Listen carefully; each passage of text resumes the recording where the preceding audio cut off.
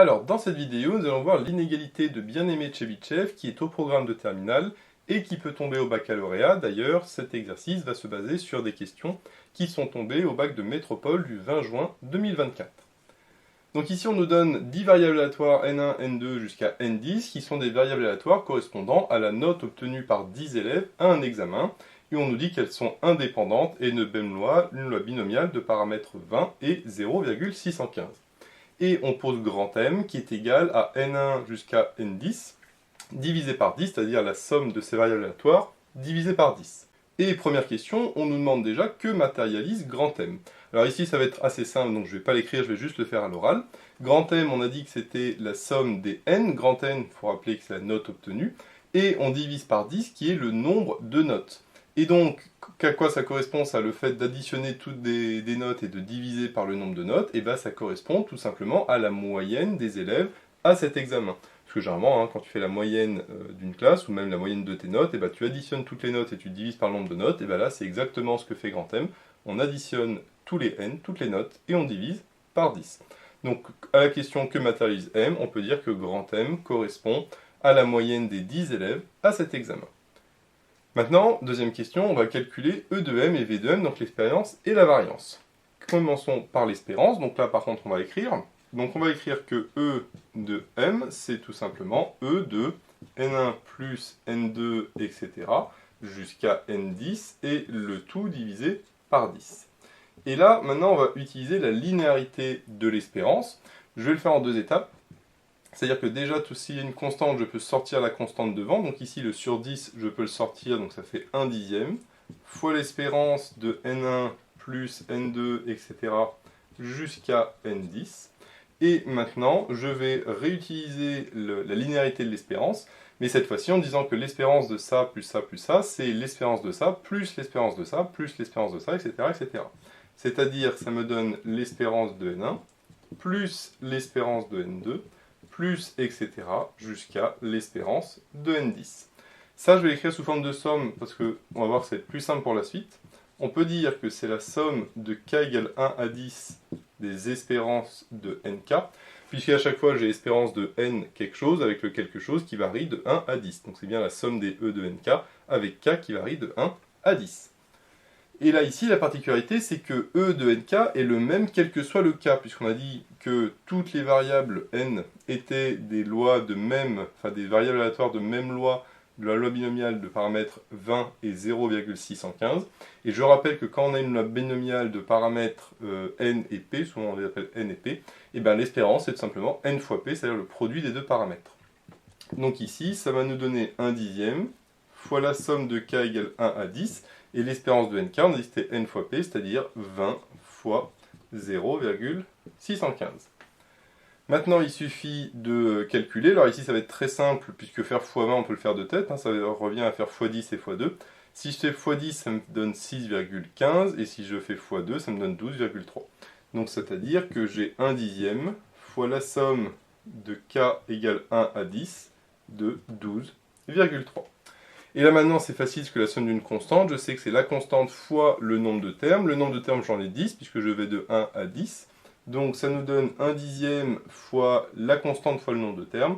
Donc la constante c'est 12,3 fois le nombre de termes qui vaut 10. Les 10 se simplifient et donc ça me donne 12,3. Ce qui signifie que l'espérance de M est égale tout simplement à 12,3.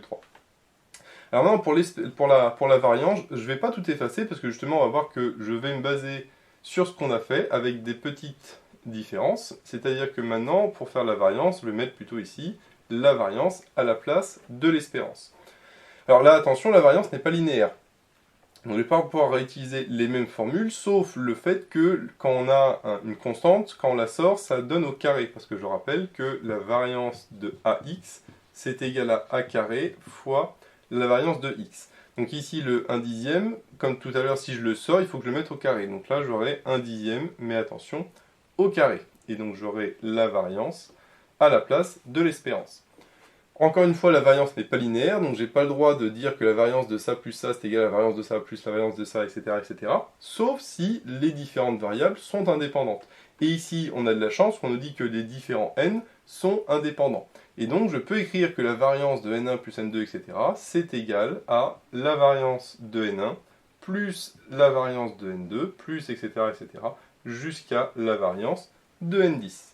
Et là, le 1 dixième, comme il était au carré, bah, du coup, ça me fait 1 centième. Donc là, maintenant, bah, là, ici, l'étape, c'est exactement la même, parce que c'est juste une histoire d'écriture. Hein. La V de N1 jusqu'à V de N2, c'est bien toujours la somme de 1 à 10 des V de NK.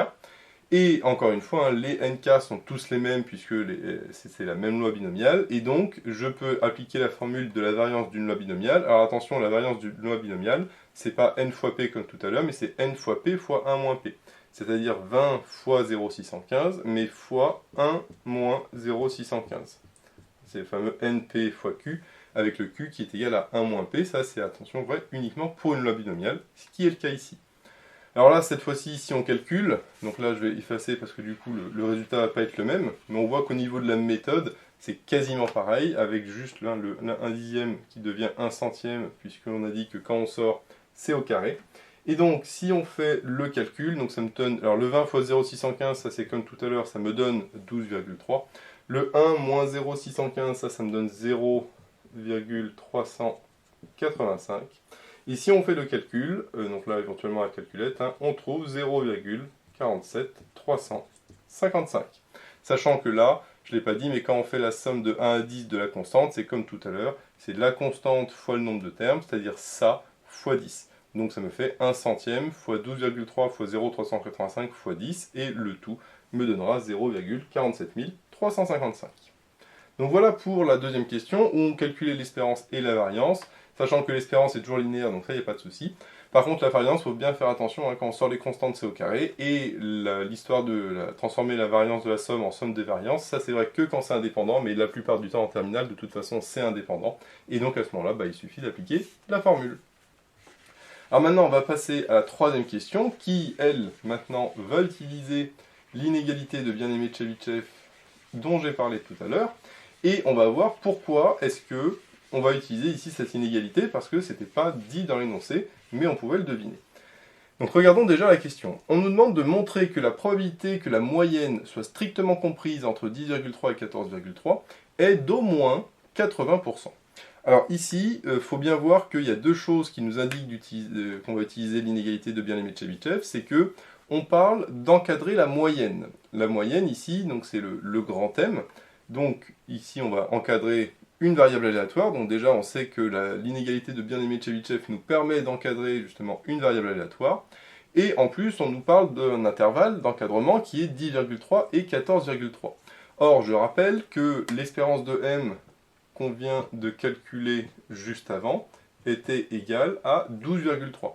Et comme par hasard, 12,3 c'est exactement le milieu entre 10,3 et 14,3. C'est la moyenne entre 10,3 et 14,3. Et bien, dans ce genre de cas, c'est quasiment tout le temps l'inégalité de bien-aimé de Chebyshev.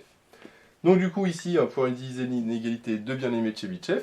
Et donc du coup, il faut l'écrire à chaque fois hein, pour justifier. Donc d'après l'inégalité de bien-aimé Chebyshev, voilà, on a l'inégalité suivante. On sait que la probabilité de la valeur absolue de m moins son espérance, qui est supérieure ou égale à x, est inférieure ou égale à la variance de m le tout divisé par x carré, et attention, pour tout x, strictement positif, strictement, parce que bien sûr ça ne peut pas être égal à 0, puisque sinon je divise par 0, ce qui est bien sûr interdit. Alors là j'ai mis des grands m, mais bien sûr de manière générale c'est vrai pour toute variable aléatoire, donc j'aurais pu mettre grand x ou un des n, mais ici comme on a parlé de l'espérance qui valait 12,3, qui est l'espérance de m, bah nécessairement ici c'est l'espérance de m, donc forcément les autres variables ça va être le grand m. Alors, la première étape, une fois qu'on a écrit ça, c'est de transformer la probabilité de l'inégalité, enfin de valeur absolue supérieure à quelque chose, en son complémentaire qui est 1 moins la probabilité de la valeur absolue qui est strictement inférieure à x, puisque le contraire de supérieur ou égal, c'est strictement inférieur, et comme c'est le contraire, le complémentaire, et ben je mets 1 moins cette probabilité. Par contre ici, j'ai toujours v de m divisé par x carré. Alors sachant que v de m, on l'a vu tout à l'heure, hein, c'était 0,47 355, et donc je réécrirai après, mais pour l'instant je laisse v de m. Alors pourquoi j'ai transformé cette inégalité-là en cette inégalité-là? Parce que je rappelle que quand j'ai la valeur absolue de a moins b qui est strictement inférieure à c, ça je peux le transformer en petit a strictement compris entre b plus c et b moins c. C'est-à-dire je peux transformer cette inégalité-là en un encadrement. Ce que je ne peux pas faire avec supérieur ou égal. Si j'avais a moins b strictement supérieur ou supérieur ou égal à c, ben, je ne peux pas transformer ça en un encadrement. Or moi, je rappelle que tout à l'heure, on a dit qu'on voulait un encadrement, et bien justement, l'encadrement c'est avec une valeur absolue qui est inférieure et non pas supérieure.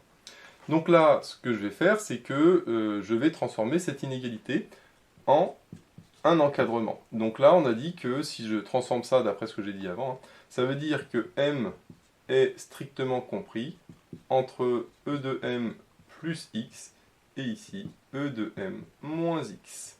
Et donc ça, c'est la formule hein, où je transforme une inégalité, donc une valeur absolue strictement inférieure à un réel, en ce qui est là, ici, donc le m pour le coup, qui est compris entre ça plus ça et ça moins ça. Donc ici, e de m moins x, e de m plus x. Et le tout est toujours inférieur à v de m sur x carré. Ça ne change pas. Maintenant, je vais juste passer ça à droite et le v à gauche, comme ça j'aurai isolé ma probabilité. Donc ça me fait 1 moins v de m sur x carré, qui est inférieur ou égal à la probabilité que e de m moins x soit strictement inférieur à grand M et strictement inférieur à e de m plus x. Maintenant, il s'agit de remplacer le x par une valeur précise. Et là, alors je vais remplacer le e de m. E de m, on a dit que c'était 12,3. Donc là, j'ai 12,3 moins x. Et ici, je vais avoir 12,3 plus x. Et moi, il ne faut pas oublier que je voulais que la probabilité, que la moyenne qui est ici, soit strictement comprise, donc pour l'instant on est bon, hein, la probabilité que la moyenne soit strictement comprise, entre 10,3 et 14,3. C'est-à-dire que là, il faudrait que j'ai 10,3, et ici, il faudrait que j'ai 14,3. Ben, comment je fais pour avoir ici 10,3 et ici 14,3 ben, je prends tout simplement x égale 2, ici c'est assez évident, hein, parce que si je prends x qui vaut 2, 12,3 moins 2, ben, ça fait 10,3, et 12,3 plus 2, ça fait 14,3. Et j'ai bien le droit, puisque le x est strictement positif, donc si je prends x qui est égal à 2, eh bien, du coup, ça va marcher. Alors si je prends x qui égale 2, bien sûr, il faut que je le remplace aussi ici. Donc là, je vais tout remplacer. Donc le v de m, on a vu que c'était 0,47355. Le x carré, ici, ça me fait 2 au carré, donc ça fait 4. Et là, j'ai p de 12,3 moins 2, donc c'est 10,3. Strictement inférieur à m, strictement inférieur à 12,3 plus 2, c'est-à-dire 14,3. Maintenant, on peut calculer ce que vaut ça, donc on peut le faire à la calculette ou de tête éventuellement. Et là, on trouverait 0,881625. Voilà. Et donc, du coup, j'ai bien la probabilité que m soit strictement compris entre 10,3 et 14,3, qui est supérieur ou égal, donc au moins de 88%, donc au moins 80%, parce que si c'est supérieur à 0,88, eh bien c'est bien supérieur à 0,8. Donc voilà la traduction mathématique de la phrase qui était là. Hein. La probabilité que la moyenne soit strictement comprise entre 10,3 et 14,3 est d'au moins 80%, c'est-à-dire 0,8. Donc là on a bien montré ce qu'on voulait. Et comme tu le vois, l'inégalité de bien-aimé de Chebyshev s'utilise quasiment tout le temps de la même manière, c'est-à-dire que d'abord on écrit cette inégalité avec la bonne variable aléatoire, donc ici il fallait prendre m, puisque c'était la probabilité que m soit compris entre deux réels. Ensuite on transforme cette inégalité supérieure ou égale en une inégalité strictement, avec le complémentaire, donc 1 moins. Et ensuite, cette inégalité avec la valeur absolue, on la transforme avec un encadrement, comme ici. Et après, on a juste à remplacer avec l'espérance et la variance, et c'est là que tu vois l'intérêt de la question 2, où on demandait l'espérance et la variance, puisque c'est ça qui permet après de tout remplacer et d'avoir uniquement des réels, et non plus des E de m ou V de m, Après, on remplace bien sûr par des valeurs concrètes. Et la seule difficulté, c'est de trouver quelle est la valeur de x, sauf que ici c'était plutôt simple, puisque on avait 12,3 moins x et 12,3 plus x, et quand on veut chercher 10,3 et 14,3, il n'y a pas trop de choix, il faut remplacer le x par 2. Donc voilà, j'espère que tu as aimé cette vidéo, si c'est le cas, n'hésite pas à liker et à t'abonner, et moi je te dis à bientôt pour de nouvelles vidéos.